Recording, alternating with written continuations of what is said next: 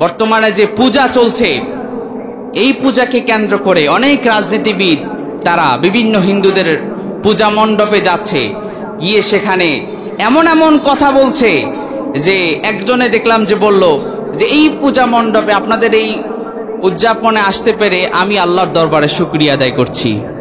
বাংলাদেশের বড় বড় দুটি দল, একটি হচ্ছে জামাত আর একটি হচ্ছে বিএনপি। এই জামাত বিএনপির বড় বড় যারা মানুষ, যাদেরকে আমরা শ্রদ্ধা করি, এমন মানুষ বিভিন্ন হিন্দুদের মন্দিরে গিয়ে এমন এমন কথা বলছে যেগুলো বলার কারণে তারা মুশরিক হয়ে যাওয়ার সম্ভাবনা আছে।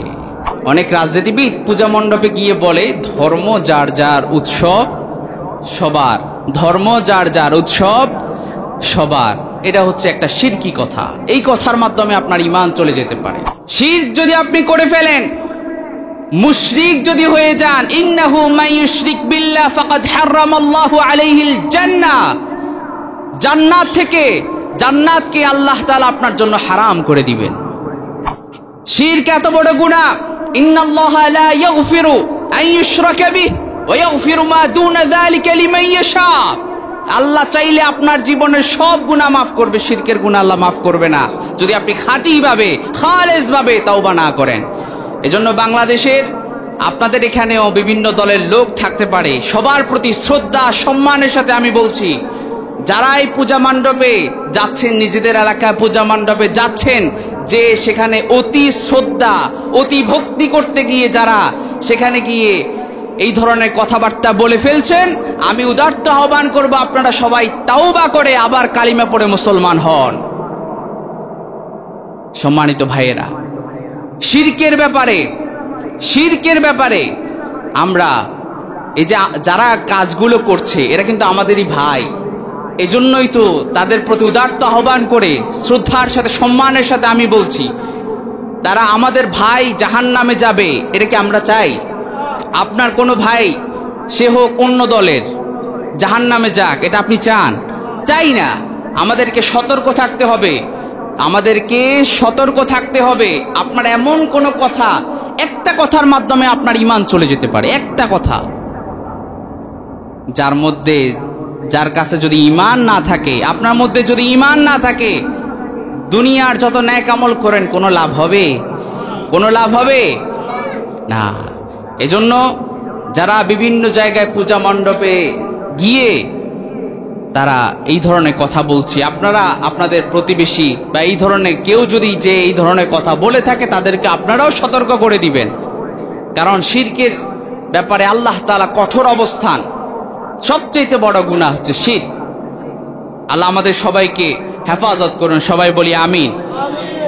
এরপর আসেন, সাম্প্রদায়িক সম্প্রীতি সুরক্ষায় মুসলমানদের আরেকটি করণীয় হচ্ছে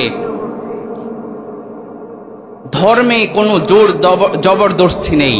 ধর্মে কোনো জোর জবরদস্তি নাই। আপনি চাইলে কোনো অমুসলিমকে মুসলমান হওয়ার জন্য বলতে পারবেন না, জোর জবরদস্তি করতে পারবেন না। আপনি আপনার ইসলামের সৌন্দর্য, ইসলামের কথাগুলো আস্তে আস্তে সময় অনুযায়ী, এমন আপনাকে টাইমটা বুঝতে হবে। রাসূল করিম সাল্লাল্লাহু আলাইহি সাল্লাম দাওয়াত দিয়েছেন, দাওয়াত যখন দিতেন তিনি সময় বুঝতেন। ওই যে এটাকে যোগ বুঝে কোপ বলে আর কি। সময় আপনি হুটহাট যে কোনো সময় বলতে পারবেন না। যখন একটু তার সাথে ভালো করে মিশলেন, তারপরে আস্তে আস্তে ইসলামের সৌন্দর্যগুলো তাকে বলতে শুরু করেন, দেখবেন সে কালিমা পড়ে মুসলমান হয়ে যাবে। কিন্তু জোর জবরদস্তি করা যাবে না। সম্মানিত ভাইয়েরা, পূজা মণ্ডপে গিয়ে বলে, অনেক রাজনীতিবিদ পূজা মণ্ডপে গিয়ে বলে ধর্ম যার যার উৎসব সবার, ধর্ম যার যার উৎসব সবার। এটা হচ্ছে একটা শিরকি কথা। এই কথার মাধ্যমে আপনার ঈমান চলে যেতে পারে। নাউজুবিল্লাহ পড়বেন না? ধর্ম যার যার উৎসব তার, ধর্ম যার যার উৎসব তার। আপনার ঈদে কোনো হিন্দু এসেছে? কোরবানির ঈদে কোনো হিন্দু আপনার কাছে আসে? তা আপনি যান কেন? আপনি পূজা মণ্ডপে গিয়ে তাদের অনুষ্ঠান কেন আপনাকে দেখতে হবে? এখন আমাদের দেশে এমন একটা সিচুয়েশন চলে আসছে, আগে মুরব্বীরা বাচ্চাদেরকে বলতো যে তোমরা পূজা মণ্ডপে যেও না, এখন সব বাচ্চারা যায় না, কিন্তু মুরব্বীরাই পূজা মণ্ডপে চলে যাচ্ছে। নাউজুবিল্লাহ পড়বেন না? এই যে এই কথাটা খুব বেশি আমাদের সমাজে হয় যে ধর্ম যার যার উৎসব সবার। নাউজুবিল্লাহ। হিন্দুরা তাদের ধর্ম পালন করবে, আমরা যারা মুসলমান আছি আমরা আমাদের ধর্ম পালন করব, আমরা আমাদের উৎসব পালন করব, আমাদের ঈদ আছে আমরা আমাদের ঈদ পালন করব। তো এই যে যারা এই ধরনের কথাবার্তা বলে, আল্লাহর ওয়াস্তে আপনাদের প্রতি শ্রদ্ধা সম্মানের সাথে আমরা বলছি যে এই কথাগুলো বন্ধ করেন। না হলে এই অবস্থায় যদি শিরক নিয়ে মুশরিক হয়ে যদি কেউ মারা যায়, তার জন্য জান্নাত হারাম করে দিয়েছেন যিনি, আওয়াজ করে বলেন তিনি কে? আল্লাহ। সম্মানিত ভাইয়েরা, আরেকটা হচ্ছে সাম্প্রদায়িক সম্প্রীতি সুরক্ষায় ন্যায় বিচার প্রতিষ্ঠা করা। ন্যায় বিচার, ইনসাফ, এটি প্রতিষ্ঠা করেছিলেন সর্বকালের সর্বযুগের সর্বশ্রেষ্ঠ মহামানব নবী মুহাম্মদ সাল্লাল্লাহু আলাইহি ওয়াসাল্লাম। তিনি মদিনা সনদ বানিয়ে সকল ধর্মের লোকদেরকে আহ্বান করে তিনি ইনসাফের একটা রাষ্ট্র তিনি পরিচালনা করেছেন।